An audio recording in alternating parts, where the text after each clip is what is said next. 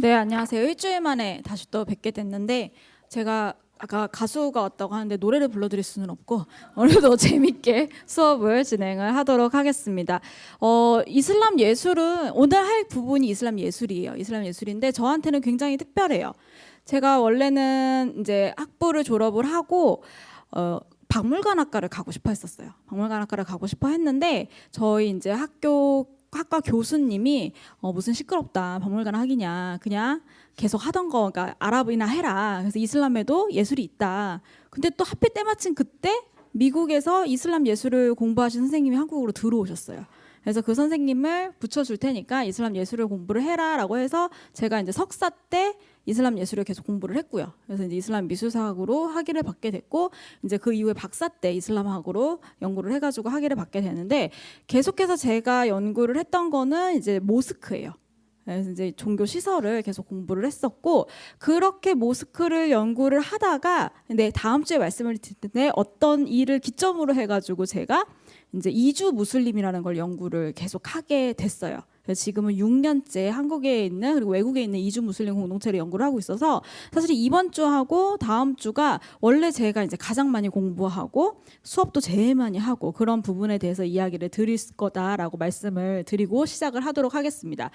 자, 그래서 이슬람 세계 예술을 들어가기 앞서가지고 제가 선생님들한테 한 가지 이렇게 상상해 볼 거리를 드릴게요. 이제 머릿속으로 딱 떠오르는 이미지가 있는지 상상을 해보시면 돼요. 서양 예술 뭐 떠오르실 거예요. 누군가는 지금 조각을 다비드상 같은 비너스상 같은 게 떠오르신 분도 있을 거고 미켈란젤로 그다음에 뭐 다빈치 이런 게 그림이 떠오르셨을 거예요. 그죠? 자, 동양 예술 어떠세요?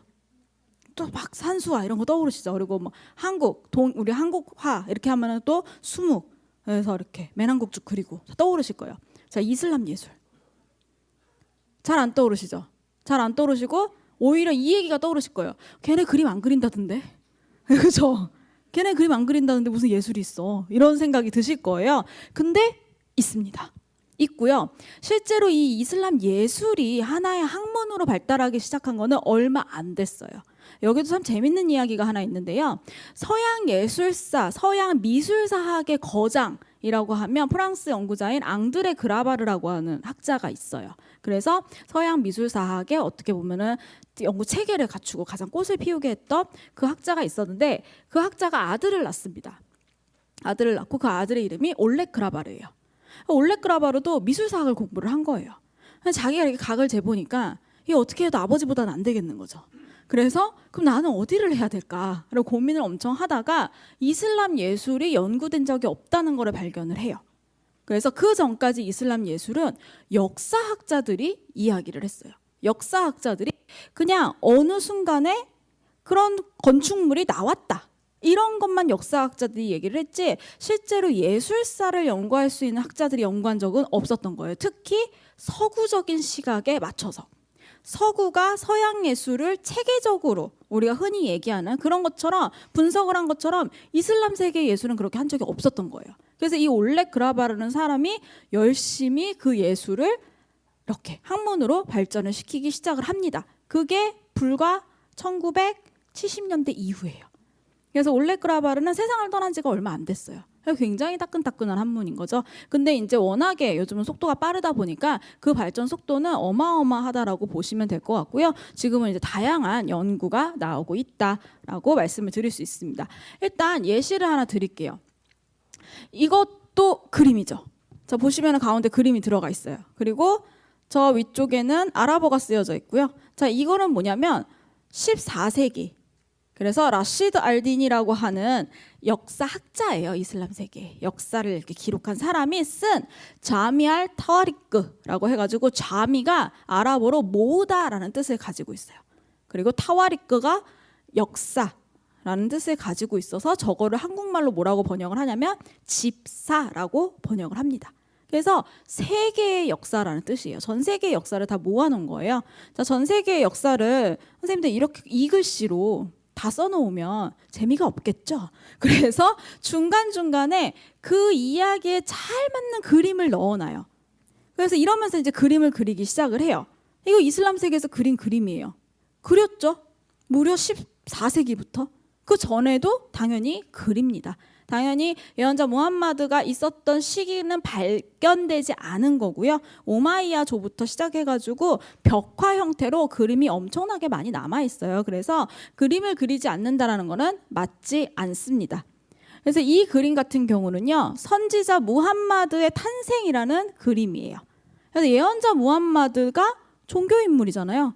당연히 예언자 무함마드의 그림을 그리면 안 되겠네요. 근데 태어나는 모습을 그렸어요. 근데 제가 저번에 첫 시간 말씀드릴 때 예언자 무함마드는 유복자로 태어났다 그랬잖아요. 지금 근데 여기는 마치 굉장히 많은 축복을 받으면서 부유한 집에서 태어나는 느낌이 있죠. 사실 사시가 그렇게 뚜렷하게 맞지 않거든요. 그리고 보시면 아시겠지만 천사들이 와 있고 이런 기록은 없어요. 근데 이런 식으로 그림을 그렸다는 거예요. 그럼 굉장히 신기하잖아요. 원래는 못 그리는데. 그럼 저희는 뭐에 집중을 해야 되느냐? 저게 14세기에 나왔다는 거에 집중을 해야 돼요. 왜냐? 14세기는요. 저 이슬람 세계에 뭐가 들어갔던 시기냐면 몽골이 들어갔던 시기인 거예요. 그래서 그 이전까지는 종교적인 부분까지는 그래도 이렇게까지 그리지 않았는데 몽골이 들어가니까 무슨 상관이냐는 거예요. 그렇죠? 그리고 오히려 몽골은 이거를 기회로 삼은 거예요. 무함마드 얼굴을 몰라? 그럼 무함마드 얼굴 우리 얼굴로 그리면 되겠네. 그럼 모르는 사람들이 볼 때는 무함마드 얼굴이 우리를 지금 통치하는 사람들이랑 얼굴이 똑같이 생겼었어? 이 사람이 우리를 통치하는 거는 맞는 거네. 이렇게 인식이 된다는 거죠. 그래서 그런 걸 이용해서 그림을 그리기 시작을 합니다. 그래서 보시면 여기 옷 입은 거 있잖아요. 이거 한번 상상해 보시면 이게 어디서 많이 보던 그림 같지 않으세요? 옷의 흐름이라든지 주름이라든지 이런 거. 동양화에서 나타나는 모습이죠. 이런 식으로 그림이 형상을 띠게 되고요. 그래서 몽골이 들어가면서부터 이슬람 세계를 중심으로 해가지고 또 동서의 문화가 섞이게 되는 그런 모습들을 보이게 됩니다. 자, 그럼 도대체 이슬람은 그림을 그리지 않는다라고 하는 말은 어디서 나왔냐는 거예요. 근데 이 말이 지금 분명 존재를 하거든요. 그리고 실제로 프랑스에서 있었던 그 테러 사건, 샤를리 앱도 사건만 해도 샤를리 앱도라고 하는 회사는 만평 회사예요. 만평을 그려가지고 신문지에 이렇게 납입을 하고 만평 잡지를 따로 편찬해내는 회사였는데 그 만평 잡지사에서 예언자 무함마드의 얼굴을 만평화를 했기 때문에 테러가 일어났거든요. 그러면 우리가 인지하기에는 이슬람은 역시 그림 그리면 안 돼. 라고 생각을 하잖아요. 근데 엄밀히 따지면 이슬람 세계에서 지금 우리가 알고 있는 것처럼 그림을 그리면 안 된다라는 개념은 조금 현대적인 개념으로 보고 있어요. 19세기 이후에 이슬람 근본주의가 다시 발달하면서 만들어진 개념이고요. 근데 과거에도 종교적인 부분에서는 그림을 잘 안 그려요. 우리가 알고 있는 흔히 얘기하는 어떤 그림이냐면 성당 가면은 스테인드 글라스로 예수님 그림 우리 저희가 다 보잖아요. 그리고 절에 가도 그 탱화라고 하는 불교에 해당하는 그림들 있잖아요. 그런 식의 인물을 나타내는 그림을 이슬람에서는 그리지 않았어요. 대신에 세속의 영역에서는 그렸어요. 그러니까 모스크에 가면 그림이 없는데 귀족들의 별장에 가면 그림이 있는 거예요. 술 마시는 그림도 있고 목욕하는 그림도 있고 모든 그림이 다 있어요. 그럼 이게 뭔 차이였느냐? 종교적으로 터부시는 됐던 거예요. 그럼 어떤 터부였느냐? 쿠란에 따르면 창조를 할 수 있는 존재는 알라, 하느님밖에 없어요. 근데 인간이 어떤 것에 대한 창조 활동을 할 경우에는 최후의 심판을 받을 때 그거를 실제로 진짜로 해내면서 증명을 해내야 돼요. 그러지 않으면 이건 죄가 된다라고 봐요. 그러면 화가가 그림을 그릴 때 완벽하게 있는 거를 똑같이 묘사하기가 조금 어렵겠죠. 그림을 그리다 보면 가짜인데 그릴 수도 있잖아요. 내 머리에 상상했던 걸 그려놓을 수도 있잖아요. 그럼 이거를 일종의 창조의 행동이라고 생각을 한 거예요. 그래서 화가들이 그림을 그리지 말라라는 이야기는 없지만 이게 논리를 따져다 보니까 그림 그리면 왠지 안 될 것 같은 분위기인 거예요. 그래서 최대한 종교적인 영역에서는 참은 거예요. 대신에 세속적인 영역에서는 그림을 표현하지 않고서는 어쨌든 똑같은 인간이고 미를 추구하는데 그게 안 됐다라는 거죠. 그래서 세속적인 영역에서는 그림을 그렸다라고 보시면 될 것 같아요. 그래서 요거를 아신 상태에서 조금 더 볼게요. 요거는 이제 그 책에 역시 나오는 겁니다. 카바, 우리 이제 이거 다 역사 기억나시죠? 카바에서 제가 돌 꺼냈다 그랬잖아요. 이게 굉장히 중요한 장면이었죠. 그 장면을 그린 거예요. 무함마드 얼굴 한번 보시겠어요? 중동 사람 같으세요? 사우디아라비아 출신의 사람 같은 느낌이 전혀 없죠. 그럼 어디 같으세요? 우리 그냥 주변에 볼 수 있는, 그죠? 우리나라 사람들이 이렇게 머리 기르면 이런 느낌일 것 같아요. 그래서 이런 식으로 몽고인의 흔적으로 그림을 그렸다. 그래서 이슬람 세계에서는 역사적으로 볼 때는 그림조차도 정치적으로 이용을 했다는 거예요. 그래서 종교와 회화를 같이 정치적으로 이용을 해가지고 또 사용을 했다라는 거를 확인을 할 수가 있고요. 요거 이제 오프닝으로 하고 내용 조금 더 세밀하게 들어가 보도록 할게요. 이슬람 세계 예술이 본격적으로 연구가 진행이 되면서 이제 세분화되기 시작을 합니다. 세분화가 되는데, 자, 첫 번째로 보시면 건축이 있어요. 건축이 있고 회화가 있고 공예가 있습니다.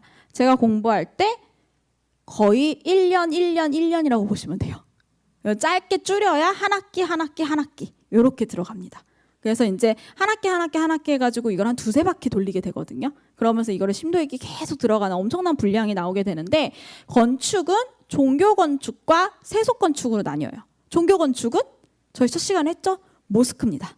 모스크가 돼요. 세속 건축은 모스크를 제외한 모든 건축이 돼요. 그래서 왕궁도 있을 수 있고요.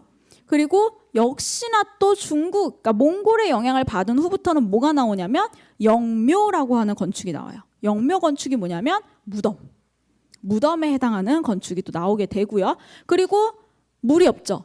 그래서 급수탑 이런 것도 세속 건축의 하나가 돼요. 그리고 상단이 발달을 했잖아요. 그러니까 카라반세라이라고 하는, 우리로 치면은 지금 중간중간 있는 호텔, 이런 것도 다 세속 건축으로 남아있게 됩니다. 세분화해가지고 나오게 되고요. 그 다음에 회화는요, 굉장히 재밌어요. 회화는 그림이 하나는 꾸란 필사본이에요. 꾸란을 오스만 4번째 칼리파 때 처음으로 정본화를 해요. 책으로 딱 만들어요. 그러면 그때는 인쇄술이 없었잖아요. 그래서 이 무슬림들이 계속 뭐를 하냐면 꾸란을 그대로 따라 쓰기 시작하는 거예요. 따라 쓰는데 처음에는 그대로 따라만 써요. 근데 이게 점점 이렇게 예쁜 그림을 넣어볼까? 이번에는 그 다음에 이제 나중에는 중국에서 고선지 장군 나오기 시작하고 이러면서 중국에서 전쟁을 이기거나 당나라의 전쟁이 이기면서 이제 제지 기술자들이 이슬람 세계로 넘어가죠. 그래서 바그다드에서 가장 질 좋은 종이가 만들어지기 시작을 해요. 그 이번에는 종이에다 해볼까? 이렇게. 그리고 이번엔 종이에 금박을 넣어볼까? 이러면서 이게 점점 화려한 예술로 승화가 됩니다. 그래서 이슬람 세계의 예술은요, 특이하게도 꾸란 필사본, 꾸란을 따라 쓴 책이 예술의 한 영역으로 들어가 있어요. 그리고 두 번째는요, 세밀화라는 거예요. 우리 세밀하다가 세세하게 그린다라는 뜻이죠. 세밀하다. 그렇게 그린 그림이에요. 그래서 여태까지 우리가 봤던, 아까 제가 처음에 말씀드렸던 선생님들이 머릿속에 상상하시는 서양화, 동양화랑은 느낌이 다른 그림이 나와요. 이슬람 세계만의 그림이 나옵니다. 그래서 그거에 대해서도 뒤에 가서 말씀을 드리도록 하고요. 마지막으로 공예가 나오는데요. 공예는 말 그대로 여러분들이 박물관에 가면 보실 수 있는 그 모든 게 공예의 범주에 들어가죠. 그래서 생활용품부터 시작해가지고 뭐 의뢰, 재래용품까지 다 공예의 영역에 있다라고 말씀을 드리고요. 오늘 제가 가지고 온 거는 이렇게 많은 거를 해야 되는데 힘들잖아요. 그래서 제가 오늘 가지고 온 거는 선생님들이 앞으로 한 번쯤은 가보실 수 있는 곳, 가서 볼 수 있는 곳 중심으로 가지고 왔어요. 왜냐하면 제가 선생님들한테 이라크나 시리아 거를 가지고 와도 선생님들 이번 생에는 아마도 가시기가 좀 어려울 것 같다라고 생각을 하기 때문에 선생님들이 가실 수 있는 곳으로 가지고 왔습니다. 자, 여기도 지금 조금 복잡하긴 하죠. 근데 이게 너무 중요한 건물이라서 어쩔 수가 없습니다. 이 건물은요, 예루살렘에 있습니다. 그리고 이슬람 세계 최초의 기념비적 건물이에요. 근데 요 바위에 던 건물, 아마 이따 가실 때 한번 기사 찾아보세요. 우리나라에 기자들이 이거를 되게 잘못 써요. 뭐라고? 기자들뿐만 아니라 선생님들 중에서 잘못 쓰시는 분들이 계시는데 뭐라고 이름을 붙이냐면 바위의 돔 성원, 바위의 돔 사원, 바위의 돔 모스크 이렇게 이름을 붙여요. 근데 이 건물은요 모스크가 아니에요. 이 건물의 정확한 목적은 밝혀지지 않았어요. 그래서 연구자들이 추정만 하고 있어요. 근데 그 추정이 거의 정설에 가깝다, 사실에 가깝다라고 보고 있는데요. 자, 그래서 이 건물은 뭐라고 불러야 되느냐? 정말 그냥 바위의 돔이에요. 그래서 영어 표현으로도 딱 Dome of the Rock이라고 이야기를 합니다. 그러면 무슨 얘기냐? 저 돔 밑에 돌이 있어요. 그래서 바위의 돔이에요. 그리고 이슬람 세계의 최고의 성지 중에 하나예요. 그럼 지금 그 이야기를 해드리도록 할게요. 사실 저 바위의 돔 자리하고 연결돼 가지고는 세 가지 이제 전설이 내려옵니다. 첫 번째 전설은요, 유대가 모든 세 종교가 공유하고 있는 전설이에요. 아브라함이 자신의 아들을 하나님한테 번제의 제물로 바치려고 하죠. 하나님 바치라 그래가지고 이렇게 죽이기 직전까지 가잖아요. 그 위치가 저 돌이라는 거예요. 네, 그게 첫 번째 전승이에요. 자, 두 번째는요, 솔로몬 대왕이 심판을 하던 곳이 저기라는 거예요. 자, 그리고 세 번째는요, 이슬람하고 연결이 돼요. 제가 저번에 설명을 드렸는데 예언자 무함마드는 기적이 없다 그랬죠. 본인이 인간으로 한 기적이 없었어요. 근데 하느님의 권능으로 한 기적은 있었어요. 그래서 예언자 무함마드가 메카에 있는데 하룻밤 사이에 메카에서 어디로 끌려온다? 예루살렘으로 끌려와요. 쭉 말을 타고 날라와서 거기서 뭐를 하냐면 하늘로 승천을 합니다. 하늘로 승천을 해서 제가 이렇게 쭉 면담 가졌다 그랬잖아요. 그죠? 그 승천한 곳이 어디냐면 여기라는 거예요. 그 바위다. 근데 예언자 무함마드는요, 그게 여기다라고 밝히지는 않았어요. 얘기한 적이 없어요. 근데 그 다음 그 칼리파였던 오마르가 여기를 딱 지목을 해요. 여기가 바로 내가 아는 선에서는 여기가 예언자 무함마드가 하늘로 올라간 곳이야 라고 이야기를 합니다.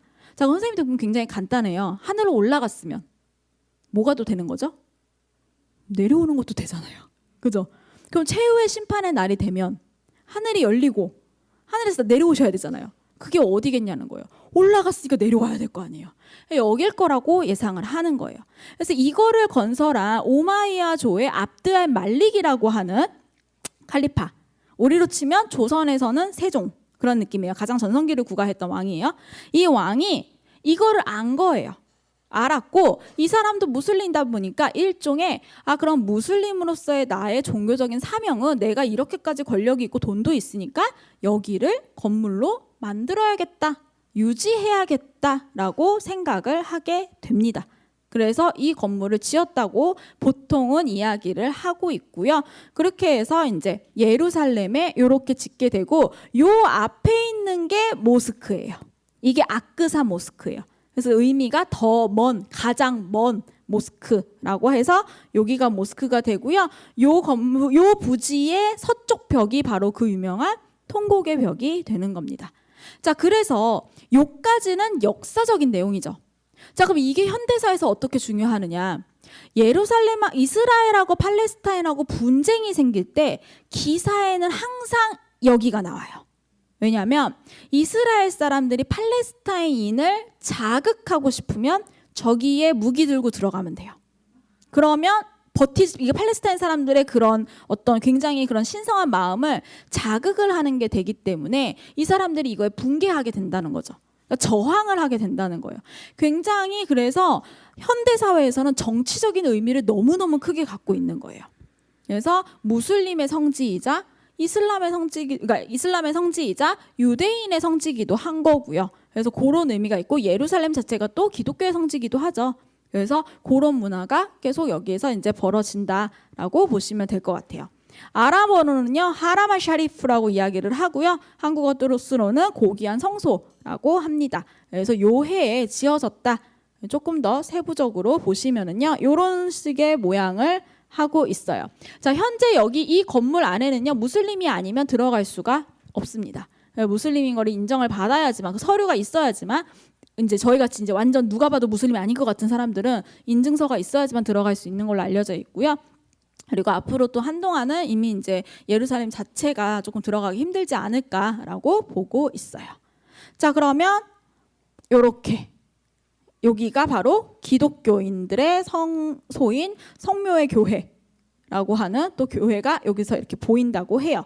자, 근데 여기서 한 가지 말씀을 드릴 게 있는데 이 건물이 저 건물보다 지금 딱 봐도 여기가 꼭지만 보이죠.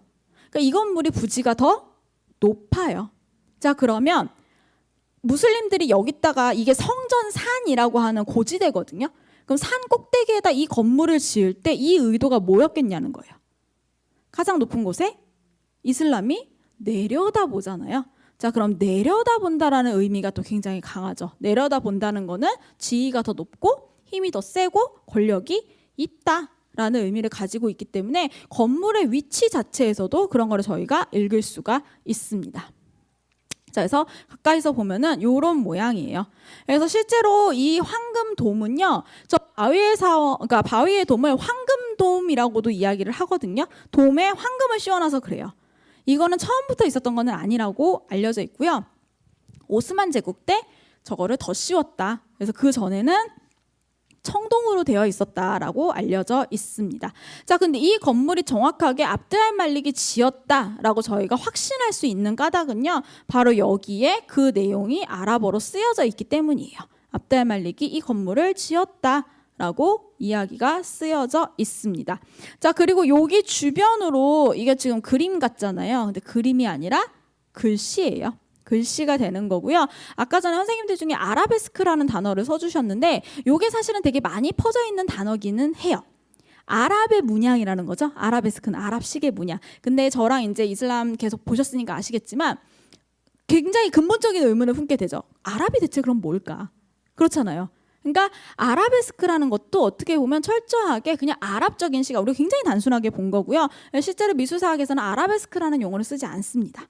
아라베스크는 아랍의 문양인데 실제로 이슬람 예술에서는 아라베스크라고 이야기를 하지 않고요.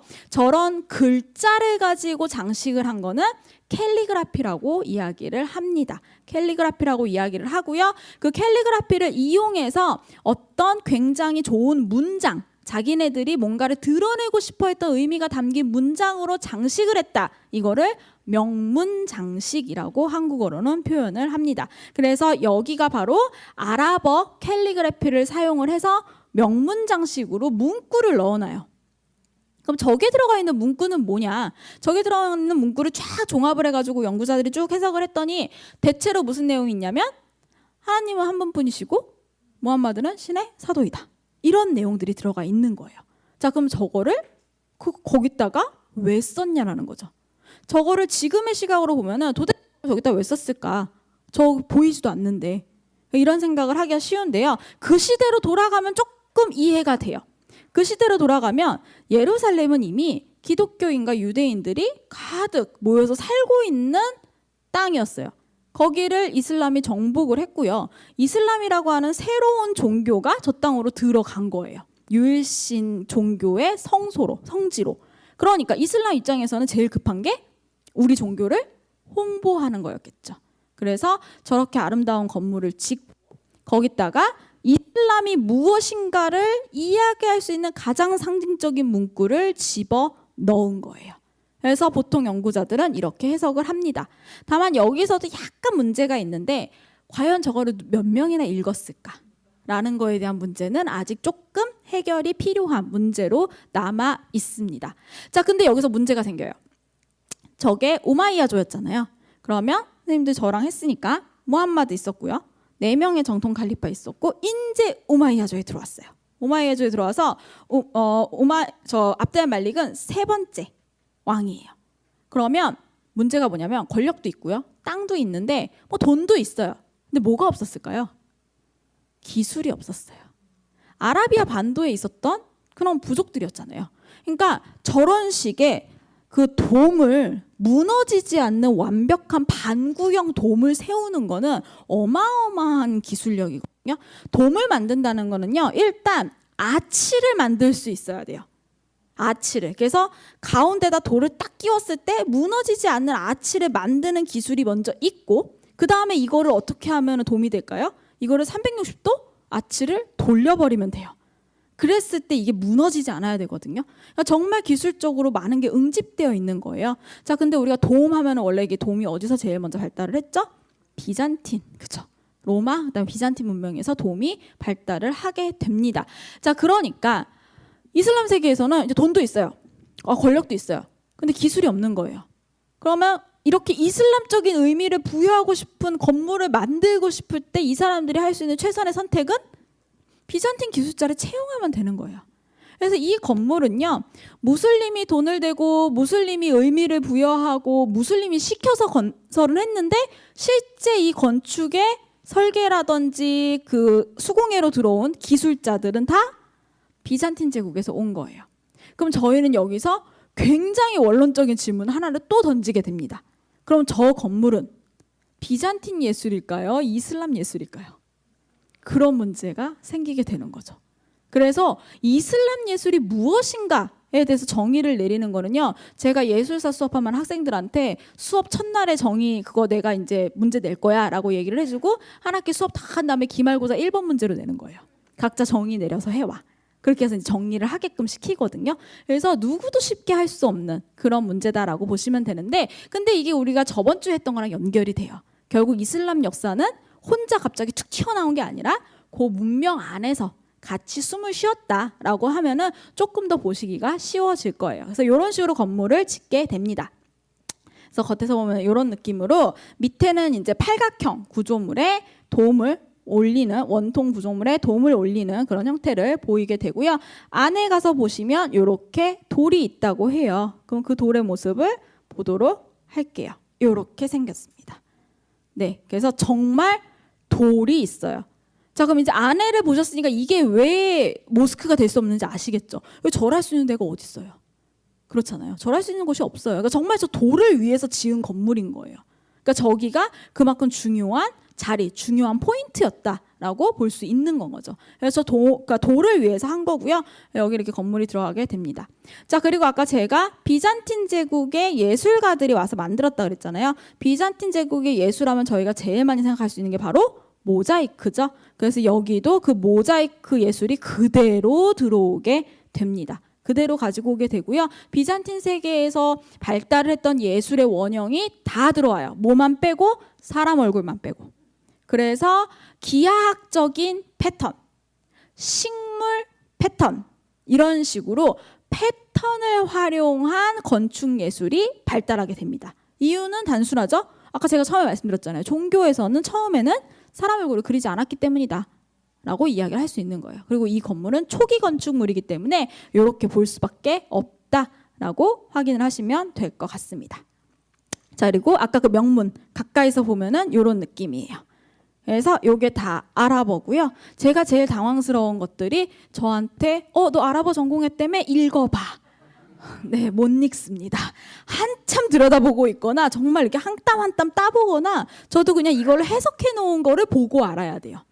실제로 캘리그라피는 아랍인조차도 이게 익숙하지 않으면 잘 못 읽어요.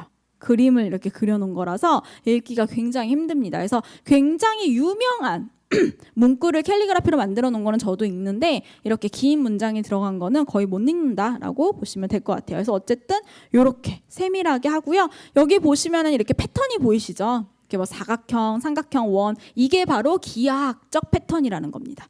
그리고 요게 명문 장식이 되는 거고요.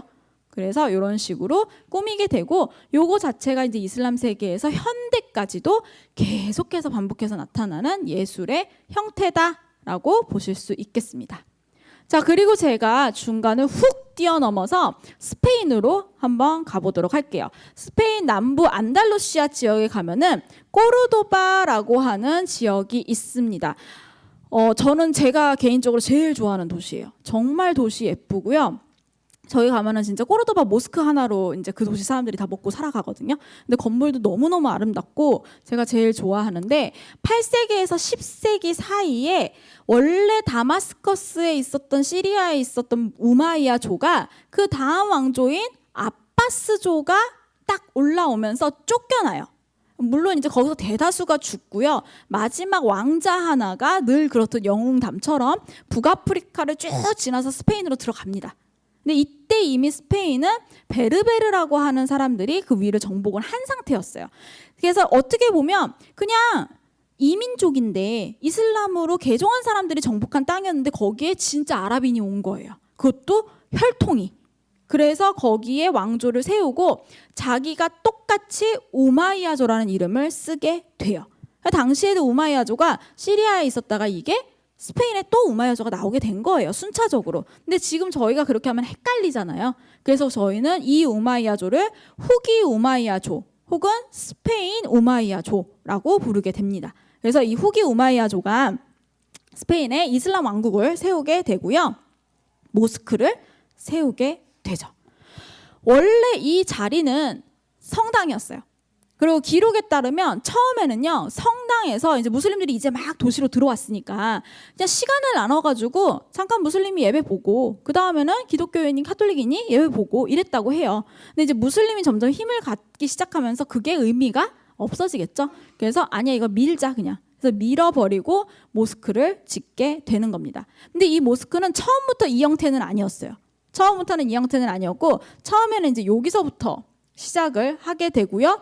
여기서 모스크가 시작이 돼서 죄송해요. 여기서부터 모스크가 시작이 돼서 개축한 다음에 요거 만들고 그 다음에는 요쪽으로 개축을 합니다.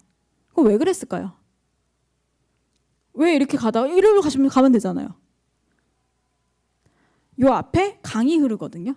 더 갈 데가 없었어요. 근데 그럼에도 불구하고 또 개축을 해요. 그러니까 모스크를 점점 넓히는 게 저때 지도층의 입장에서는 내가 얼마나 힘센지를 보여주기가 되는 거예요. 그래서 모스크 넓히는 거에 굉장히 힘을 쓰게 되고요. 선생님들 이렇게 건물 이렇게 보시면 뭔가 하나가 되게 이질적으로 느껴지지 않으세요? 쟤는 저기 왜 있지? 라는 느낌에 있는 거. 이 탑은 원래 있어야 됩니다. 요거 좀 이상하지 않으세요? 네, 요거는 나중에 카톨릭 기독교인들이 재정복을 한 다음에 저기다가 성당을 심어 놓습니다. 그래서 저렇게 외형적으로 봤을 때 신기한 건축이 되었다 보시면 되고요. 요거는 이제 미나렛이라고 부르는 건축 요소가 돼요.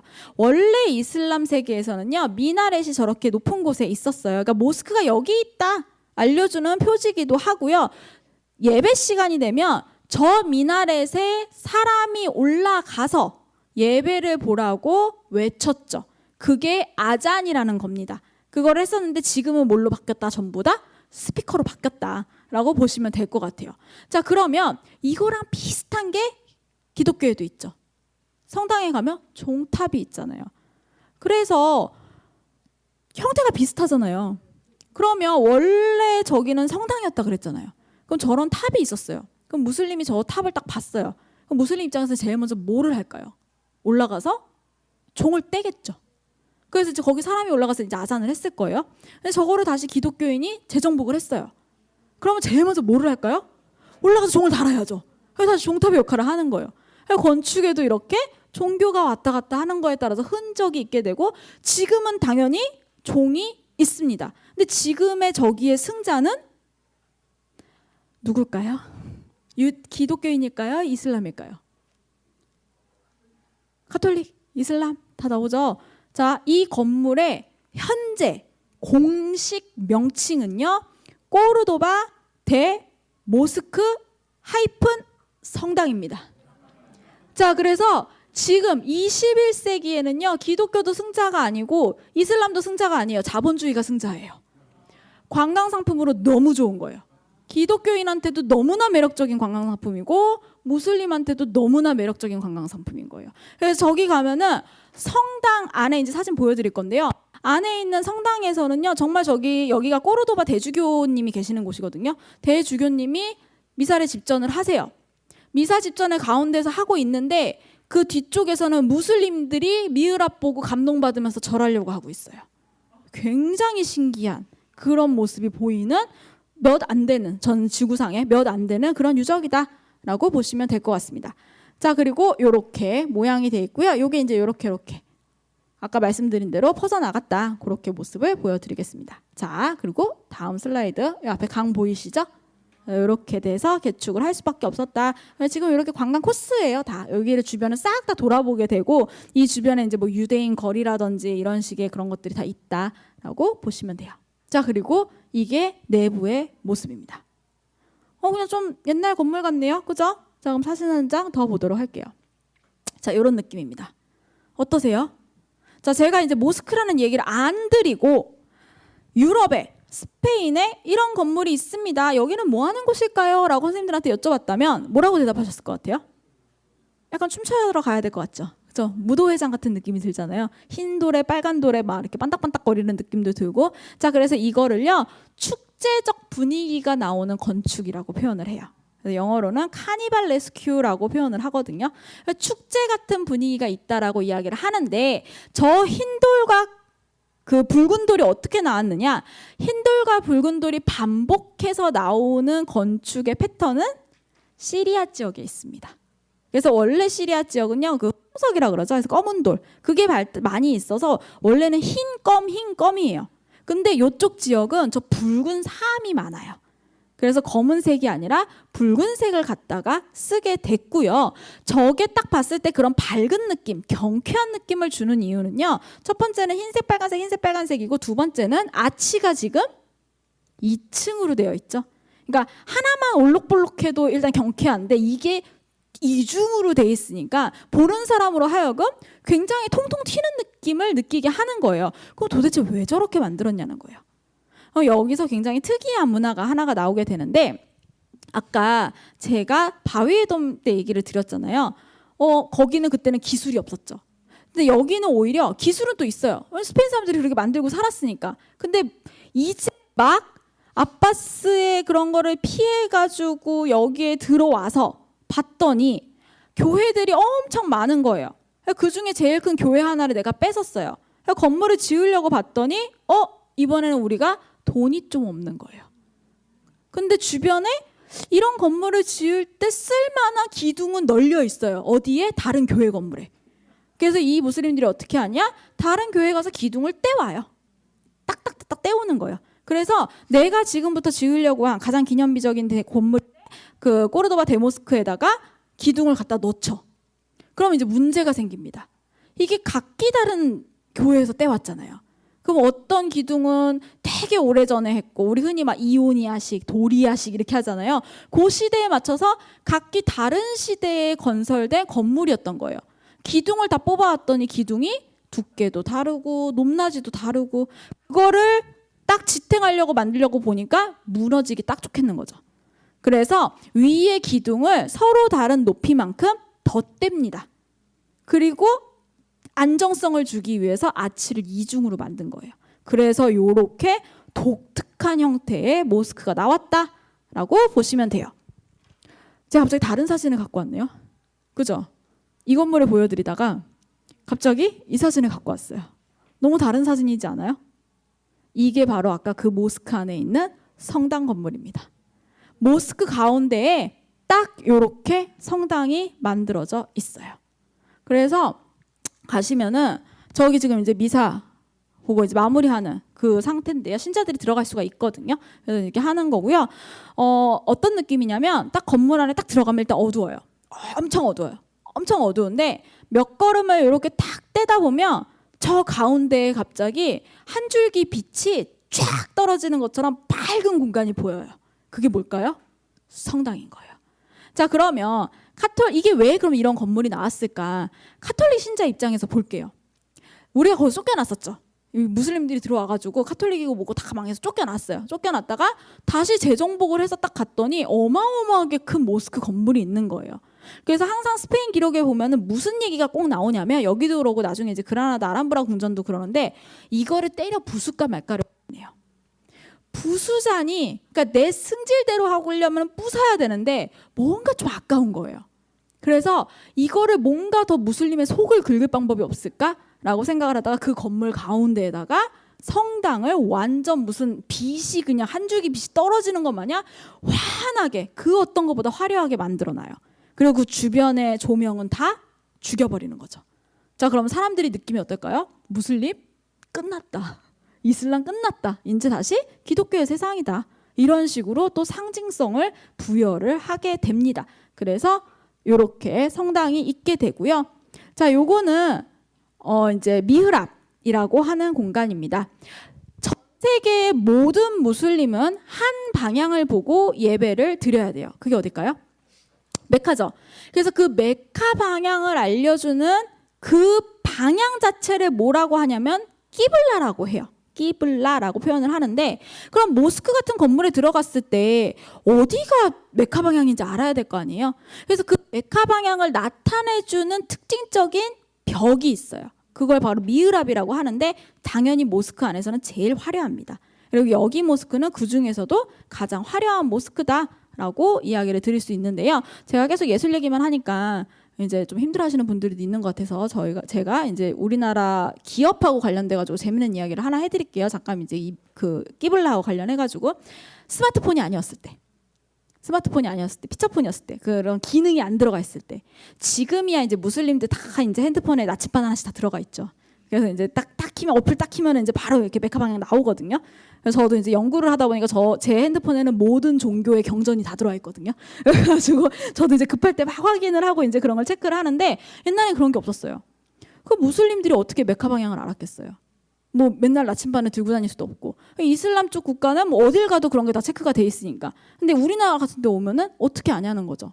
그래서 그때 당시에 한 핸드폰 업체가, 우리나라의 엘땡 그룹이 아이디어를 냅니다. 피처폰에 기본 기능으로 나침반을 넣어요. 그리고 메카 방향을 표시를 해줘요. 그러니까 나침반이 무조건 메카 방향을 가르치게, 그렇게 딱 프로그래밍을 합니다. 스마트폰이 아니었을 때. 그게 이슬람 세계에서 초대박이 나요. 그래서 LG가 어마어마하게, 그러니까 정말 문화를 100% 너무 잘 이해한 사례로 꼽히는 대표적인 사례예요. 하나 추가로 또 재밌는 이야기를 해드릴게요. 이거는 이제 어떤 기업인지는 저도 정확하게 기억이 안 나는데, 그래서 한 기업이 그래, 그럼 무슬림들한테 물건을 잘 팔아야 된다. 자, 그러면 에어컨에 금을 한번 붙여보자. 금 좋아하잖아요. 아까 바이에돈도 보셨지만 에어컨을 금으로 붙여요. 에어컨이 날개도 친 듯이 팔리는 거예요. 난리가 났어요. 금 붙인 에어컨이. 그래서 이게 이렇게 잘 팔려? 그러면 우리나라 사람들 입장에서는 백색 가전은 냉장고죠. 냉장고도 금을 붙이자. 냉장고에도 금을 다 붙였어요. 한 대도 안 팔리는 거예요. 왜 그럴까요? 너무 이상하지 않으세요? 에어컨은 날개도 친 듯이 팔리는데 냉장고는 안 팔려요. 도대체 왜 이러냐는 거예요. 그래서 다시 이제 문화 공부를 시작을 했어요. 도대체 이게 무슨 일일까? 자, 그랬더니 에어컨을, 금박이 붙었을 정도의 에어컨을 살 정도면 일단 재력이 어마어마하죠. 그러면 여성분들, 그 집안의 여성분들은 집안 살림을 본인이 안 하겠죠. 에어컨은 거실에 두잖아요. 손님들이 와서 보잖아요. 근데 냉장고는 그 집에 메이드분들만 쓰게 되는 겁니다. 그러니까 금을 붙일 필요가 없는 거죠. 손님을 굳이 부엌으로 데리고 가서 우리 냉장고를 보실래요? 이렇게 하지 않는다는 거예요. 그래서 냉장고에 금을 붙인 거는 소용이 없었어요. 이런 식으로 문화적인 요소 가지고 기업이 나가가지고 소득을 올릴 수 있는 것도 굉장히 차이가 많이 나거든요. 그런 때 이용을 많이 하는 게 바로 이런 이슬람이 된다라고 보시면 될 것 같아요. 그래서 이렇게 굉장히 아름답게 미우라를 만들어놨고, 여기 다 아랍어로 쓰여져 있고요. 안쪽에 가면은 이렇게 위쪽으로 공간을 볼 수가 있어요. 천장 문양을 또 이렇게 아름답게 만들어놨다라고 보실 수 있겠습니다. 자, 그리고 이거는 무슨 모양 같으세요? 요거부터 먼저 말씀을 드릴게요. 자, 여기 보시면은 요거 이렇게 동그랗게 생겼죠. 안쪽으로 조금 들어오고 그다음에 이렇게 기둥이 생겼는데, 그럼 요거 뭐 같아 보이세요? 꼭 어디서 많이 보던 모양 아니세요? 아치긴 아치인데 저게 말굽이랑 비슷한 모양이라서 저 아치의 이름이 말굽 아치예요. 자, 그리고 전 세계 어떤 모스크를 가셔도 미흐랍은 꼭 있습니다. 어떤 형태로든. 근데 그 미흐랍의 대체적인 모습이 이렇게 양쪽에 기둥을 세우고 위에 동그랗게 올려요. 뭔가를 올려요. 이런 모양, 문처럼 생겼어요. 이거는 예언자 무함마드한테 그 신자들이 하루는 가서 물어봤대요. 어디를 보고 기도를 해야 되냐. 근데 예언자 무함마드가 원래 처음에는 예루살렘이라고 합니다. 그래서 무슬림들이 기도를 하는 방향은 한번 바뀌어요. 원래는 예루살렘이라고 해요. 여러 가지 의미가 있을 거라고 봐요. 그러니까 이 유대교, 기독교, 이슬람으로 연결되는 연결성을 강조한 거라고 이야기를 하는데, 근데 예언자 무함마드가 생각했을 때 자기들 편을 들어줄 거라고 생각했던 유대인들이 예언자 무함마드의 뒤통수를 빡 쳐요. 그래서 예언자 무함마드의 세역하고 싸움이 자꾸 붙는 거예요. 그래서 무함마드가 너무 화가 나가지고 기도 방향을 메카로 바꿔버려요. 네. 근데 무슬림을 만나서 이렇게 얘기하면 혼나죠. 신성하기 때문에 이제 메카로 바꾼 거예요. 그래서 메카로 바뀌게 되는데 그때 그래서 신사들이 물어봐요. 그럼 도대체 어디가 메카 방향인 줄 알고 기도를 합니까? 라고 얘기했을 때 무함마드가 이게 짝대기 2개를 탁탁 꽂았다 그래요. 그리고 그 모양이 효시가 돼서 이렇게 동일한 모양으로 전 세계에 건축이 된다라고 보시면 될 것 같습니다. 자, 그리고 요거는 어떤 모양 같으세요? 요것도 아치의 한 형태예요. 볼록볼록. 요게 나뭇잎 모양이라고 저희가 이야기를 해요. 그래서 다엽, 나뭇잎이 많다. 잎사귀 모양이 많다 해서 다엽아치 이렇게 보통 한국어로는 이야기를 합니다. 외벽에서 보면은 요런 느낌이고요. 요게 이제 거의 복원이 안 되고 이제 그 옛날 모습에 가까운 그런 형태다라고 보시면 될 것 같습니다. 자, 그래서 혹시 여기까지 질문이 있으실까요? 네.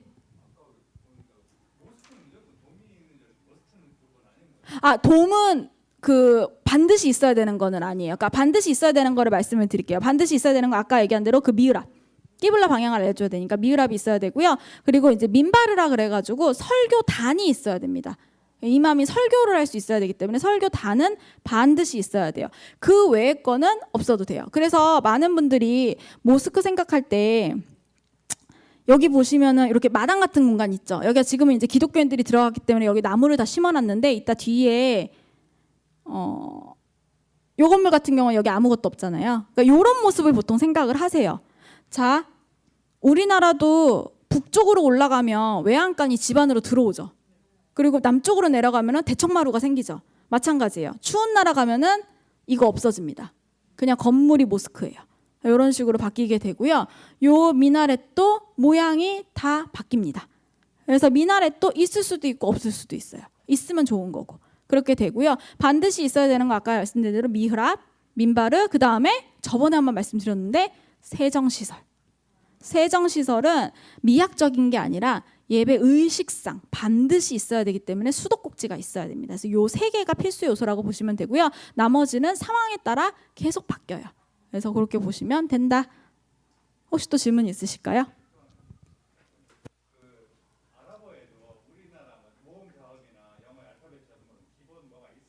네, 알파벳이 있고요.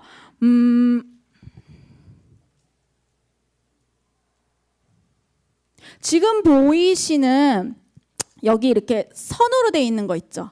이렇게 삐침으로 한 거 말고 요 선으로 되어 있는 것들이 알파벳이에요.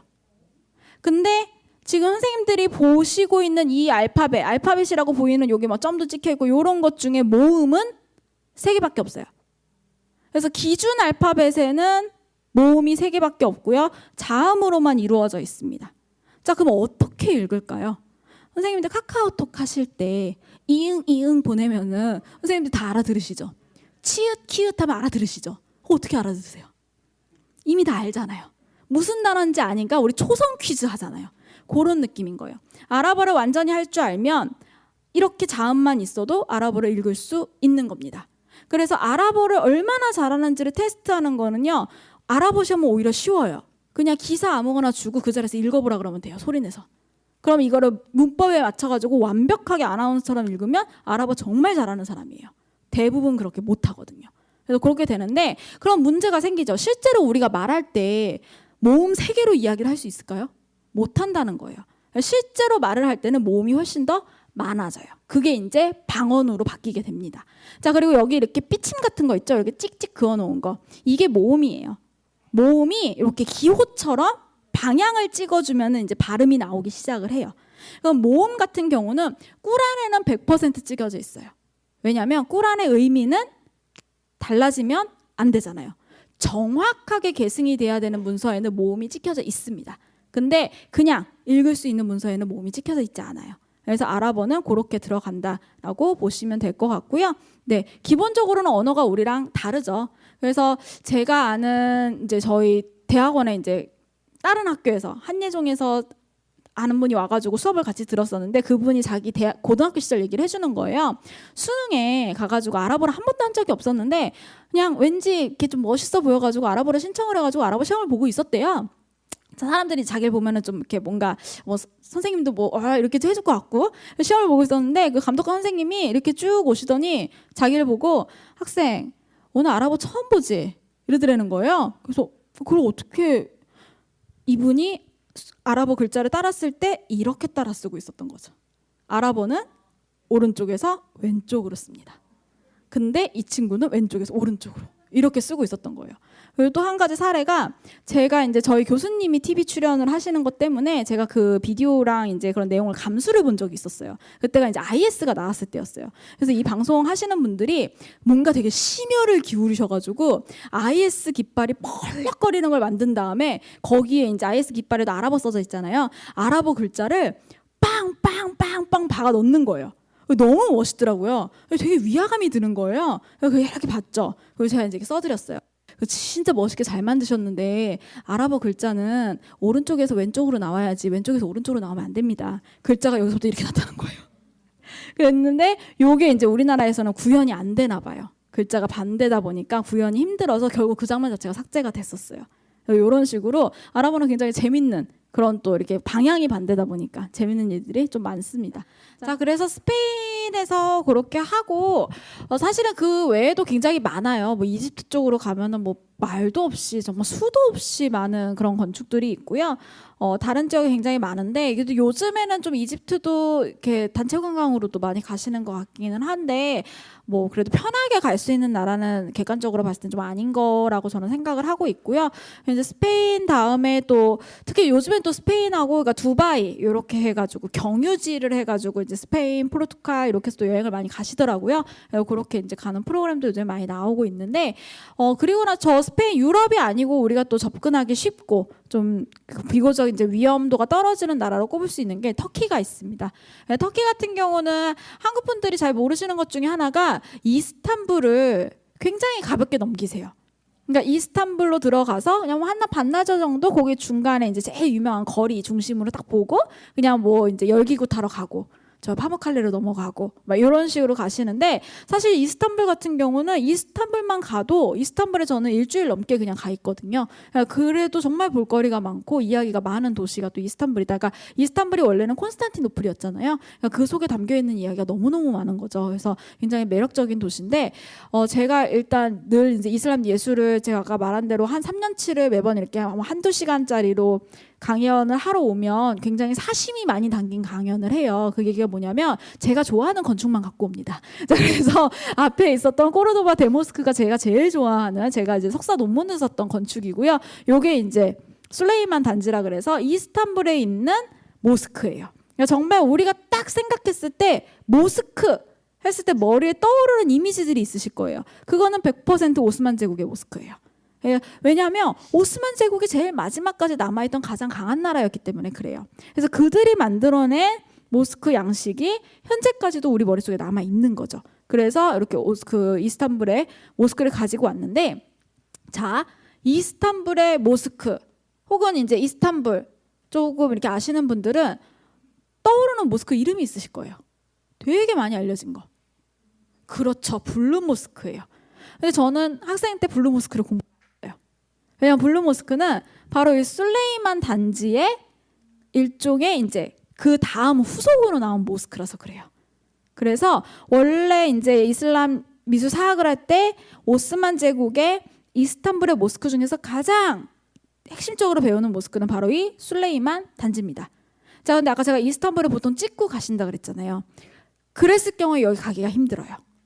왜냐면 보통은 그 가운데 몇 개 이제 그 블루 모스크 그다음에 그 앞에 아야소피아, 하기야 소피아 보시고 그 앞에 이제 이렇게 경기장 했던 그런 광장 같은 거 보시고 오벨리스크 보고 그리고 왕궁으로 올라가거든요. 토카피궁으로 올라가거나 아니면 저쪽에 이제 다른 대륙으로 넘어가가지고 돌마바흐체궁 이런 걸 보신단 말이에요. 요렇게 왕궁이 있는 산의 반대편 산에 있는 게 이 모스크예요.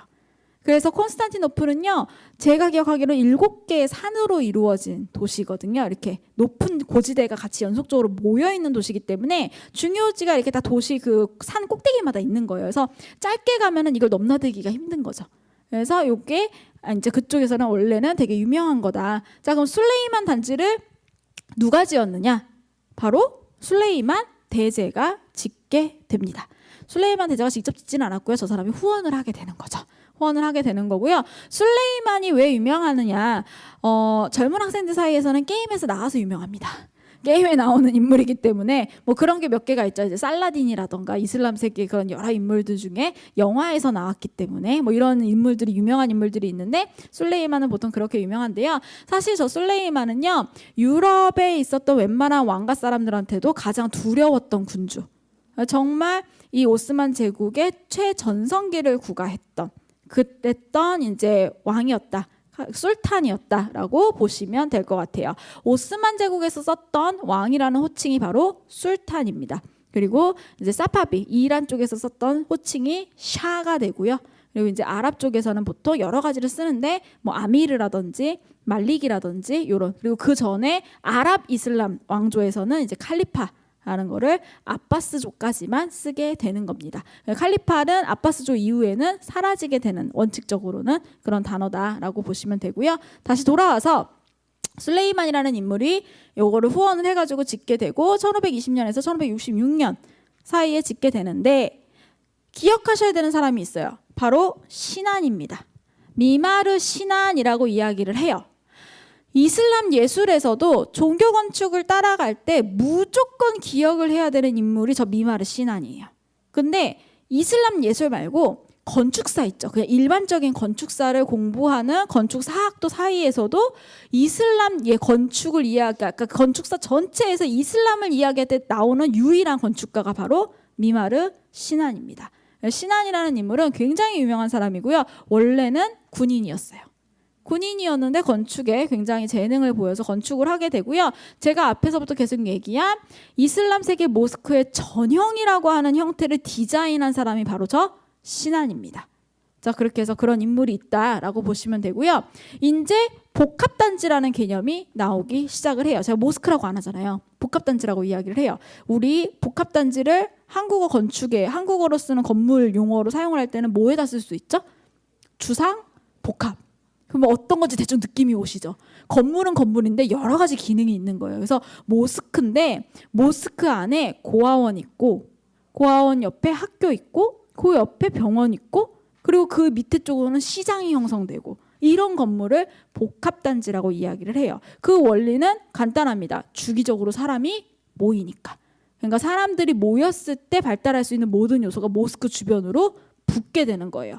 자, 그러면 아까 전에 우리 꼬르도바 대모스크에서 최후의 승자는 자본주의인 거 보셨잖아요. 그러면 이 복합단지 최후의 승자는 식당이 됩니다. 지금은 저 모스크 주변으로 싹 다 식당이 있어요. 그래서 이제 거기 이렇게 가게 되는 그런 모습을 보이는데요. 이 형태를 본따서 이렇게 많은 모스크들이 이제 이스탄불 안에 비슷한 형태로 들어오게 됩니다. 자, 그럼 형태를 보도록 할게요. 이거는 평면도고요. 이렇게 구현이 됩니다.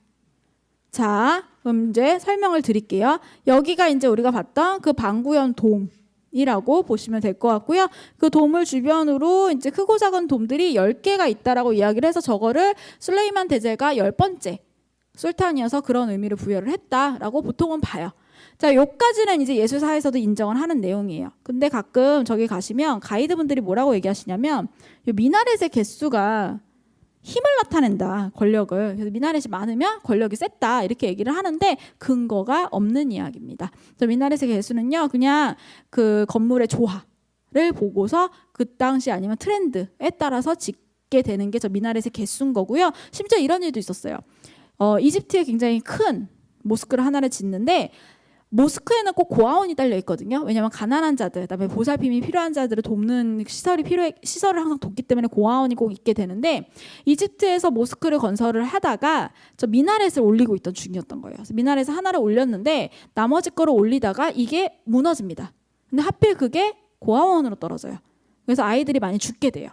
그래서 그 이후로 이집트에서는 웬만하면 미나렛은 하나만 하는 이제 그런 식의 문화 형성이 될 정도로 미나렛에는 그런 권력과 관련한 큰 의미가 없습니다. 그냥 모스크가 여기 있다라고 알리는 그런 용도라고 보시면 될 것 같고요. 그래서 미나렛이 이렇게 올라가게 됩니다. 여기는 이제 중정. 그리고 우리가 얘기하는 이렇게 연필처럼 뾰족하게 올라가는 미나렛은 터키 스타일이에요. 이제 튀르키예라고 해야겠죠? 튀르키예 스타일입니다. 그렇게 되고요. 이렇게 돔이 같이 있는 것도 튀르키예 스타일이다. 그리고 요 모스크 뒤에 요거는 영묘다. 무덤이라고 보시면 돼요. 자, 그래서 이런 식의 형태가 이제 나오게 돼요. 터키까지 가기 멀잖아요.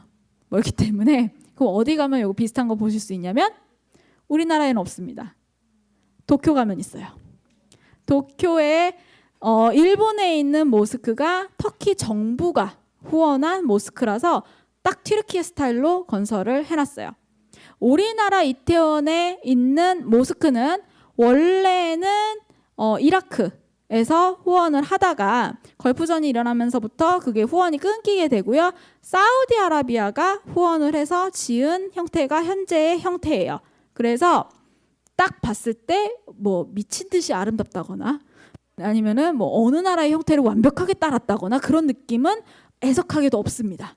없어서 요거를 한번 개축을 하려고 리모델링을 하려고 우리나라에서도 시도를 했었어요. 그래서 터키 이쁘게 지어줬잖아요. 터키랑 이제 해가지고 조감도까지 굉장히 현대적인 건물로 멋있게 나왔었어요. 여기 제동이 딱 걸렸죠. 누가? 사우디아라비아가 제동을 딱 겁니다.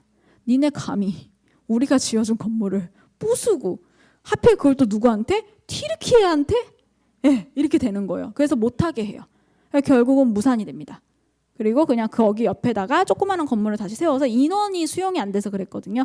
그렇게 해가지고 이제 활용하는 식으로 바뀌게 된 그런 이야기도 또 숨어 있죠. 자, 여기 보시면 여기가 제가 아까 영묘라 그랬잖아요. 그러니까 사당 그런 무덤하고 사당이 같이 있는 건데 여기 이렇게 조그마한 거 자잘한 거 보이세요? 이게 뭐 같으세요? 비석이에요. 네. 그럼 저 비석이 저기 왜 있을까요? 여기서 그러니까 굉장히 재밌는 문화가 나오게 되는 거예요. 아까 제가 일한 곳, 그러니까 몽골이 들어간 이유로 영묘 건축이라는 거는 몽골이 들어가서 나오는 매장 문화거든요. 그 전에 중동 그리고 중앙아시아의 매장 문화는요 조장이에요. 조장과 풍장입니다. 그래서 요즘에 그런 얘기 있죠. 갑자기 나라가 생각이 안 나네요. 그러니까 독수리가 와가지고 이거를 쪼아 먹어야 되는데 도시가 발달하니까 독수리가 못 살게 되는 거예요. 그래서 조장 문화가 사라지고 있는 그런 환경이 또 나오고 있을 정도로 지금 그렇게 있는데 그게 어쨌든 이쪽 문화예요. 그럼 도대체 그래서 예언자 무함마드의 묘는 어디 있는지 모릅니다. 알려지지 않았어요. 짐작만 할 뿐이에요. 근데 짐작도 확실하지가 않아요. 근데 어느 순간부터는 영묘 건축이 나오거든요. 그래서 무덤을 화려하게 만들어요. 이거 어디서 왔냐는 거예요. 이거 전부 다 중국 쪽에서 넘어옵니다. 그래서 동아시아의 문화가 동아시아에는 옛날부터 매장 문화가 어마어마하게 발달을 하잖아요. 막 부장품부터 시작해서 엄청나게 크게 묘를 쓰잖아요. 그 문화가 이슬람 세계로 넘어가게 되고 그거에 따라 가지고 그 이란국, 그 몽고 제국이 들어갔던 13세기 이후로는 조금씩 무덤 문화가 나오기 시작을 하는 거예요. 근데 이게 무덤만 그 형태만 따라가는 게 아니라 일종의 그런 풍수지리 같은 게 같이 따라가는 거죠. 그래서 저렇게 위대한 사람들이 묻혀 있는 무덤 옆에 비석을 꽂아가지고 내 조상의 묘를 쓰면 기운을 받는다라고 생각하는 문화가 형성이 됩니다. 아무나 비석을 꽂을 수 있었던 건 아니고요. 당대에 그래도 힘 있고 돈 있고 이런 사람들이 저렇게 하게 되고 근데 어쨌든 조장이든 풍장이든 기본적으로 매장이죠. 화장이 아니라 매장이라서 이슬람 세계는 아직까지도 매장 문화입니다. 매장 문화가 되고요. 화장 문화가 오려면 아직 멀었다라고 봐요. 아직 멀었다라고 보는 게 조금 이제 전체적인 문제고요. 그래서 화장 문화가 주류인 사회에 들어간 무슬림들은 장례 문화에서 갈등이 생겨요. 이제 매장을 해야 되기 때문에. 그리고 실제로 코로나가 있었을 때 우리나라에서 사망한 무슬림 환자들은 화장을 해야 되는데 문화상 화장을 하면 안 되는 거예요. 그래서 그걸로 또 마찰이 생기기도 했었어요. 그래서 그런 식의 문화도 또 이런 건축을 통해서 확인을 할 수 있다. 옆에서 보면은 이런 모양입니다. 이렇게 되어 있고요. 굉장히 큰 건축이에요. 그리고 이거를 이렇게 크다라는 느낌이 지금 안 드실 수 있는데 여기 보이세요? 요게 사람이에요. 네, 요 밑에가 사람이에요. 그럼 이 건물이 얼마나 큰지 아시겠죠?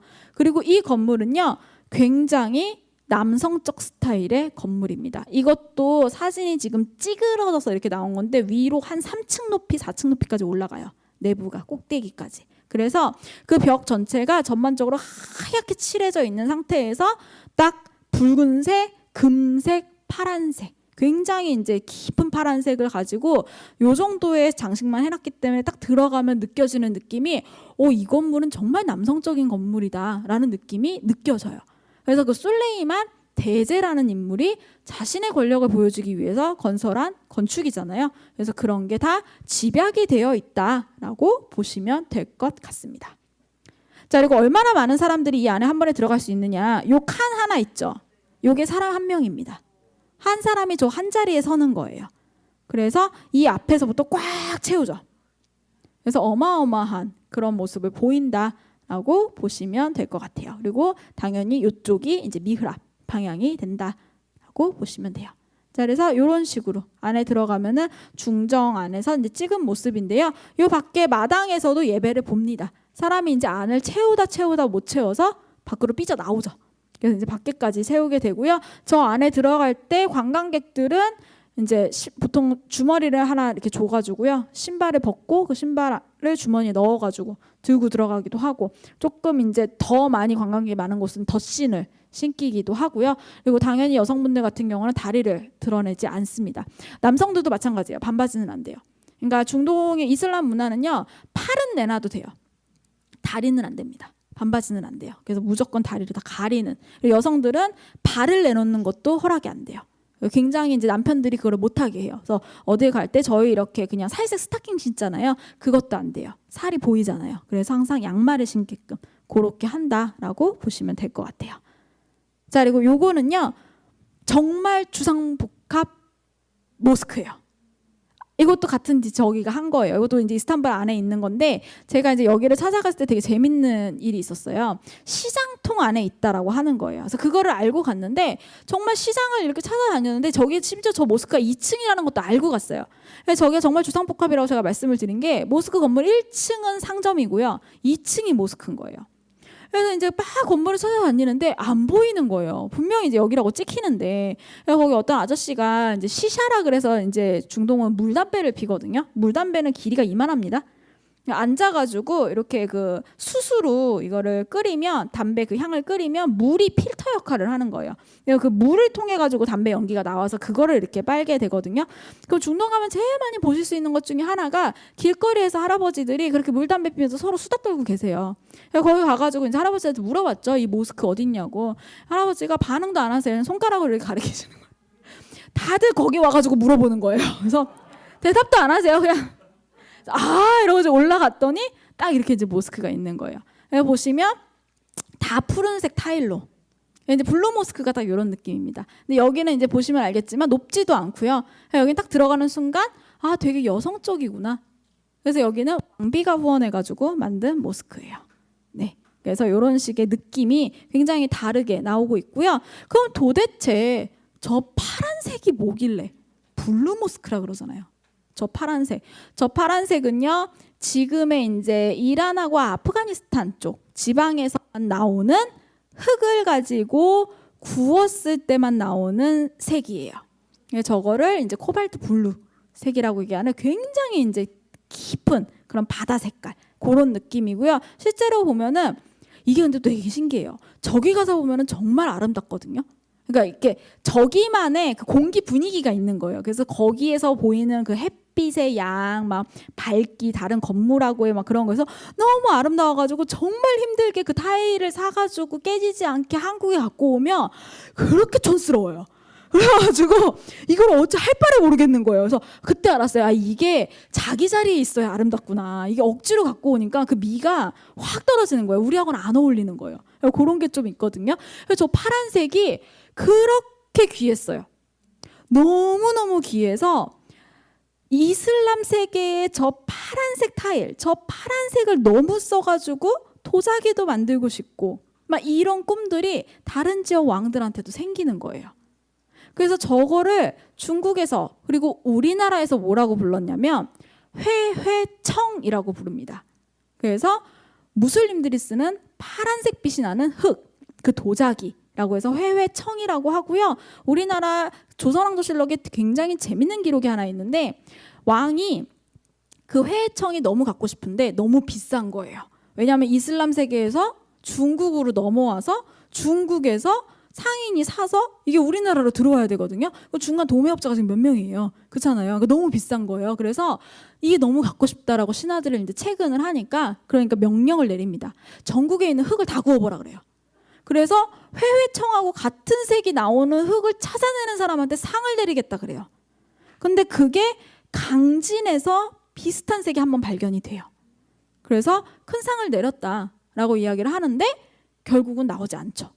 이런 사건도 있었고요. 또 재밌는 사건은 그 화원이라 그러죠. 옛날에 그 이렇게 그림 그렸던 우리나라 그 화원 중에 한 명이 호언장담을 하는 거예요.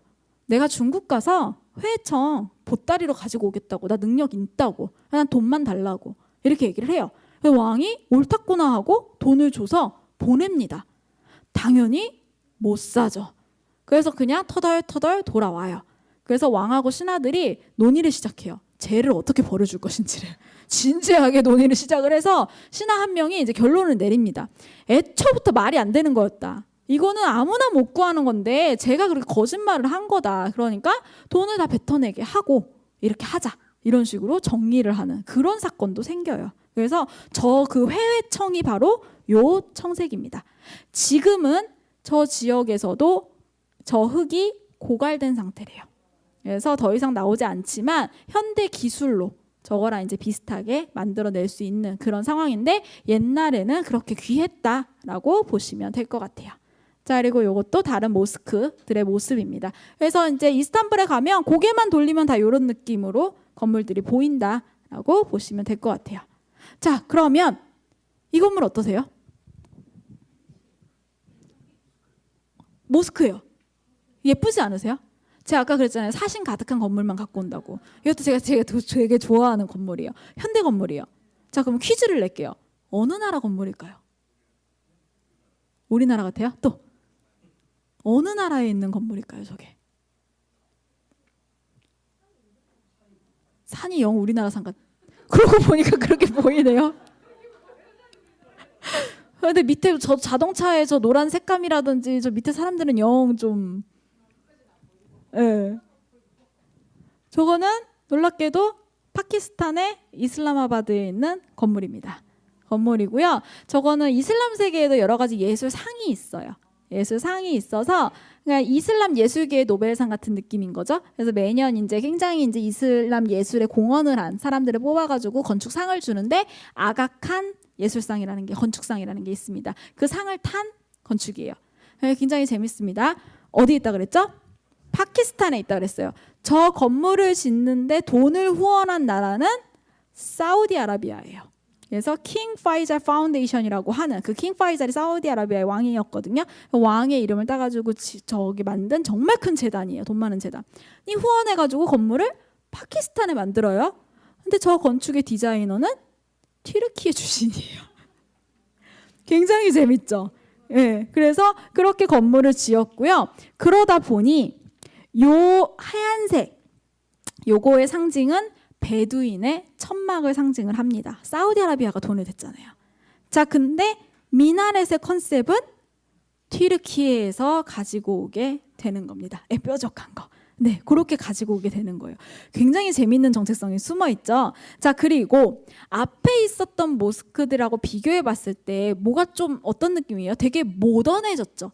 이거는 이제 모던해졌다라고 볼 수도 있는데 현대 사회에 오면서 그러니까 모던해진 거예요. 근데 그 예전의 모스크들도 사실은 다 그 하나하나가 의미가 있었잖아요. 아랍어 글씨 이렇게 써놓은 거 안에 화려하게 한 거. 근데 여기 와서는 그냥 저렇게 하얀색으로 다 만들어 버리거든요. 내부도 하얀색이에요. 그래서 여기 이렇게 이게 창살이에요.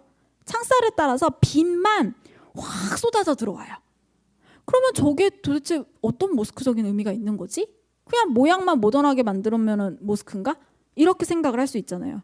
그러니까 우리는 한국에서 집을 보면은 한옥 이렇게 얘기하고 양옥 딱 이렇게 얘기를 하잖아요. 그 양옥이 우리나라에서 지어졌다고 한옥의 한 형태야 이렇게 하지는 않잖아요. 딱 구분하잖아요. 근데 이건 모스크인 거예요. 그럼 뭐냐? 이슬람 세계에서 알라 하느님이 가지고 있는 속성은 제가 저번에 한번 말씀드렸는데 99가지가 있습니다. 그래서 그 안에는 여러 가지 속성이 있어요. 뭐 자비로운 분, 자애로운 분, 불과 같은 분 이런 게 다 있어요. 그래서 이거를 이렇게 보다 보니까 예술가들이 생각을 할 때 이 하느님의 속성을 무너뜨리지 않으면서 현대적으로 해석할 수 있는 요소가 하나가 있었던 거예요. 그게 하느님의 속성 중에 빛이 있습니다. 그래서 햇살이 이렇게 들어오는 거, 이것도 이제 하느님이 들어온다라고 해석을 할 수 있어서 현대적인 건축들은요 저렇게 햇빛이 잘 들어오게끔, 그리고 하얀색 색감을 살려서 건축을 만듭니다. 요렇게. 자, 요거는 바로 아부다비에 있는 그랜드 모스크예요. 굉장히 최근에 완공이 된 2000년대 이후에 완공이 된 건축이고요. 우리나라에서 저기를 쉽게 갈 수 있는 방법은 에티하드 항공사가 아부다비를 기점으로, 아부다비를 허브공항으로 삼고 있거든요. 그래서 에티하드 항공사를 타고 경유를 하시면은 저기 가서, 아부다비 가서 저거를 보실 수가 있어요. 자, 근데 재밌는 거는 걸프에 있는 국가들은요 굉장히 현대 국가죠. 예, 지금 저희가 며칠째 이렇게 역사를 쭉쭉쭉 훑고 있는데 눈치를 채셨을지 모르겠지만 아라비아 반도 이야기는 무함마드 때 나오고 석유 나올 때 나왔거든요. 2차 세계대전 때 중간에 아라비아 반도가 없어요. 이렇게 싹 드러내져요. 다 이 역사가 이 위로 올라가죠. 예전 그 비잔틴과 사산의 그 땅으로. 그러니까 아라비아 반도는요 뭔가 튀르키예 같은 그런 막 유구한 역사와 전통 이런 거를 잡아내기가 쉽지가 않은 거예요. 대신에 현대 국가로 와서 석유를 발견을 하면서 뭐가 많았죠? 돈은 많았던 거예요. 그러니까 경제에서 오는 어떤 그런 권력이라든지 정체성은 굉장히 강한데 저런 예술적 역사가 좀 있어야 되는 거는 얕다라고 볼 수밖에 없는 거예요. 이슬람 이전의 문화거나. 그러다 보니까 이런 건물을 의도적으로 만들어냅니다. 그래서 이 건물을 지으면서, 이 모스크를 지으면서 뭐라고 얘기했냐면 전 세계 이슬람의 예술을 이곳에 라고 이야기를 해요. 자, 그래서 보시면 요 아치 모양 아까 보셨던 것 같지 않으세요? 아까 바이오돔에서 제가 말구밭이라고 말씀드렸잖아요. 그거 갖다 놔요. 그리고 요것도 뾰족하죠. 근데 요거는 약간 시리아 쪽 스타일에 가까워요. 시리아 거 가지고 옵니다. 초기 모스크에서 가지고 와요. 자, 그리고 돔에서 이렇게 위로 뾰족 올라가는 거 요거 이란 스타일이에요. 그렇게 가지고 옵니다. 그리고 건물 위에 정자같이 하나씩 올라가 있죠. 요거 인도 스타일이에요. 인도 위에 있죠. 무굴 제국 스타일. 여기 조금 더 여기가 정자 모양인 거 완벽하게 나오죠. 요런 스타일. 그래서 각 이슬람 세계의 포인트가 되는 그런 예술 요소를 가지고 와서 자신들의 현대적인 문화로 재해석하는 거예요. 그리고 실제로 저거를 건설을 할 때 전 세계에서 온 노동자들을 고용을 했대요. 네, 그런 식으로 의미를 현대적으로 부여하는 이런 건물까지 나오게 됩니다. 대단하죠. 돈이 어마어마하게 많다는 거를 알 수가 있습니다. 자, 그래서 여기까지 이제 종교 건축을 중심으로 봤고요. 사실은 이제 정말 1%도 안 되는 거를 본 거거든요. 정말 대표적인 것만 봤고 이걸 이제 쭉 따라가려면 이제 양이 어마어마하기 때문에 내용은 굉장히 재밌는데 사실은 한국어로는 이제 이슬람 미술이라 그래서 외국 서적이 2권 정도가 번역이 되어 있어요. 그래서 혹시 관심이 있으시면 한길아트에서 나온 이슬람 미술이라는 책이 있습니다. 이슬람 미술, 이슬람 예술, 이슬람 예술이었던 것 같아요. 이렇게 한길아트에서 이슬람 치시면 바로 나올 텐데 그 책이 그래도 세계적으로 좀 유명한 학자가 쓴 책을 지금 한국어로 번역을 해놓은 책이어가지고 한번 이렇게 호로록 보시기에는 굉장히 괜찮은 책이다라고 보시면 될 것 같습니다. 자, 그림을 조금 보도록 할게요. 아까 제가 세밀화라고 이야기를 드렸잖아요. 자, 여기 보시면 어떠세요? 그림이 이렇게 일단 뭐가 없죠? 저희가 이제 서양 회화, 요즘에 우리가 배우는 그림이라고 딱 비교를 해봤을 때 원근법이 전혀 없죠. 이슬람 세계는 원근법이 발달하지 않았어요. 근데 굉장히 재밌는 건 원근법이 발달하지 않았는데 원근감이 느껴져요. 이야기를 느낄 수 있어요. 그래서 저는 이슬람 예술에서 또 회화를 배우면서 그걸 알았어요. 아, 어떻게 보면 나도 되게 그런 서양 예술을 하나의 굉장히 기준이라고 생각하고 느꼈던 건 아닐까? 그러니까 이렇게도 또 다른, 그러니까 원근법만이 진짜 정확하게 이야기를 전달하는 게 아니고 또 다른 방법으로도 전달할 수 있구나. 그냥 내가 너무 하나만 생각한 게 아닐까? 이런 생각을 하게 됐거든요. 자, 그래서 요렇게 요거는 이제 이란 지역에서 그림 회화는 이란에서 발달을 합니다. 건축은 오스만에서 많이 발달을 하고요. 이란 지역에서 그림이 되는 거고 아까랑 달라진 게 이렇게 기둥을 세우죠. 글자를 여러 가지 형태로 넣게 되는 그런 모습을 보여주게 되고요. 또 재밌는 거는 원래 그림은 저희 생각이라면 이렇게 프레임 안에 있어야 되잖아요. 근데 그림이 밖으로 뚫고 나가요. 흘러내려요. 그래서 그림 자체 내에서 생동감을 주는 그런 모습을 많이 보여주게 됩니다. 그래서 요 피르도시라는 거는 사파비 제국의 그 사산족, 그러니까 페르시아였을 때, 이슬람 들어오기 이전에 페르시아 문명이 있었을 때 나오는 옛날 이야기, 그런 신화 같은 그런 느낌이라고 보시면 돼요. 그래서 왕들을 교육시킬 때 그런 굉장히 우리로 치면 요순 요런 느낌으로 그런 내용이 담겨 있는 게 저 피르다우시라고 얘가 이야기를 하거든요. 피르다우시가 쓴 샤나메라는 책이 그렇게 한다라고 이야기를 하는데 그 이야기를 담아 놓은 겁니다. 그 책에 보면은 이런 식의 내용이 들어가 있어요. 이 책은요, 샤 타흐마스프라고 하는 굉장히 어렸던 왕, 2살의 왕이 올랐대요. 왕을 위해서 만든 그림책이에요.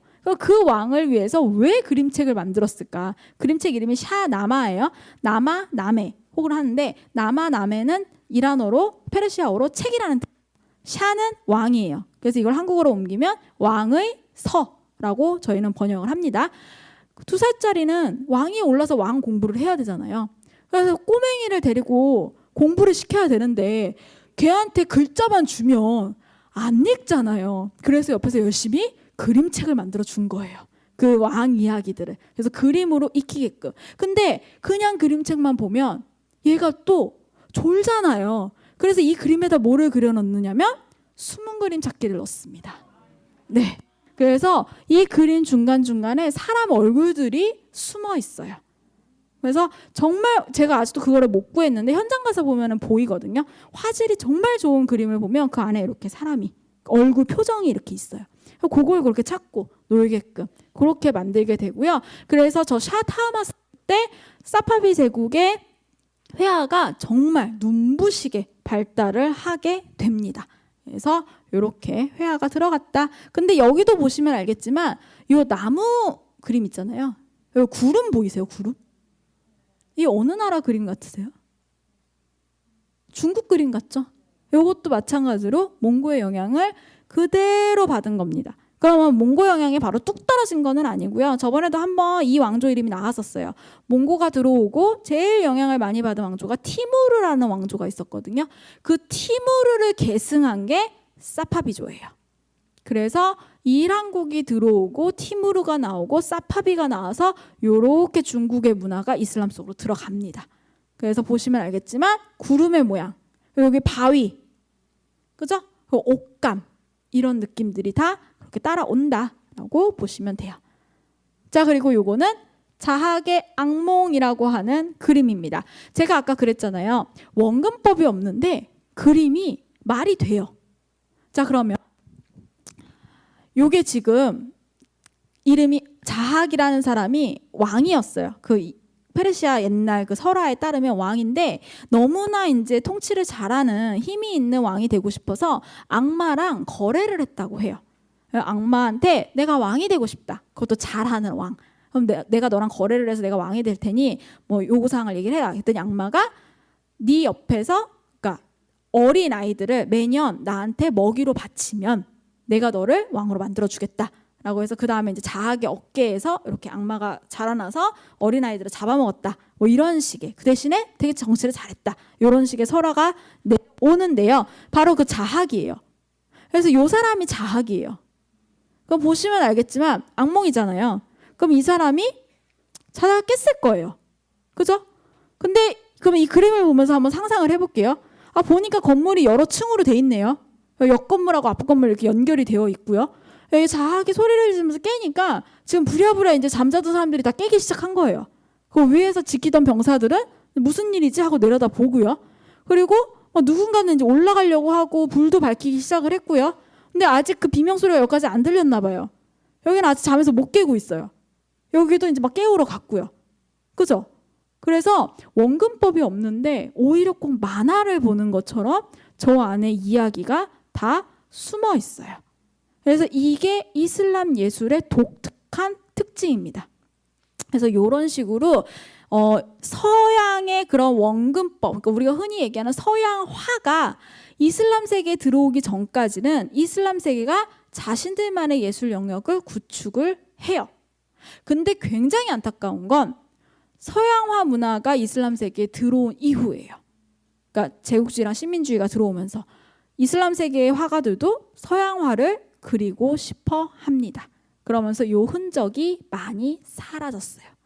그래서 이렇게 남아있고, 근데 지금은 이제 또 우리도 마찬가지로 그런 식으로 동양화를 계속 그래도 한국화를 연결해가는 것처럼 이슬람 세계도 이런 거를 계속 하는 사람들도 나타나고 있지만 그래도 서양화 쪽으로 많이 흘렀다라고 보시면 될 것 같아요. 그래서 이런 식의 그림이 있다라고 보시고요. 요거는 이제 아까 그 자악이 죽는 모습이에요. 여기 보시면 이제 완전 구름.